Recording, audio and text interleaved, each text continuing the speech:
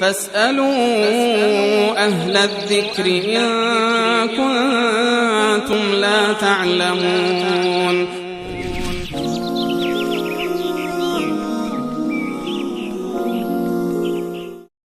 خواهرمون حبیبه از پیرانشهر پرسیدن که آیا بریدن موی سر برای زنان جایز است؟ منظورشون کوتاه کردن موی سر باشه؟ دقیقاً بریدن نوشتن، بریدن موی سر. حالا کوتاه کردن یا کلاً تراشیدن؟ نه، به صورت کلی اون چیزی که یک معیار دقیقی آمده که در شریعت اسلامی هست، دو مورد جز منهیات هستند برای زنان یا برای مردان. رسول الله صلی الله علیه وسلم نفرین کردند زنانی را که خودشونو مرد جلوه میدند و مردانی را که خودشونو زن جلوه میدند.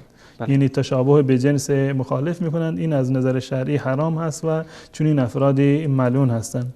و همچنین تشبه به کفار، این هر دو مورد به اصطلاح حرام هست. اگر واقعا کوتاه کردن موی سر به اندازه‌ای باشه که مویش بسیار به اصطلاح دراز هست و برای شانه کردن و رسیدن به مو برایش این واقعا مشکل هست، از نظر شرعی جایز هست که موهای خودشون رو بگیرند و کوتاه بکنند، اما نه به اندازه‌ای که شبیه به مردان باشند که به اصطلاح تشخیص دادن مرد و زن در واقع این قابل تشخیص نباشه. و در روایت داریم در زمان قدیم، در زمان صحابه و صدر اسلام، موی دراز نشان جمال بود و نشان آرایش بود. مردم به خاطر اینکه آرایشی کرده باشند و زیباییشون بیشتر بشود، مویشون هرچی درازتر بود، این به اصطلاح در واقع یک نوع آرایش و زیبایی محسوب میشد.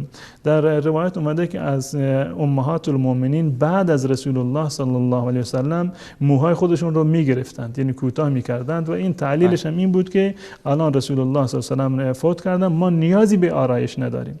از خود این عمل این فهمیده برداشت می شود که پس بنابراین کوتاه کردن موی سر اگر به خاطر آرایش باشد، به خاطر ترک آرایش امهات المؤمنین موهای خودشون رو میگرفتن.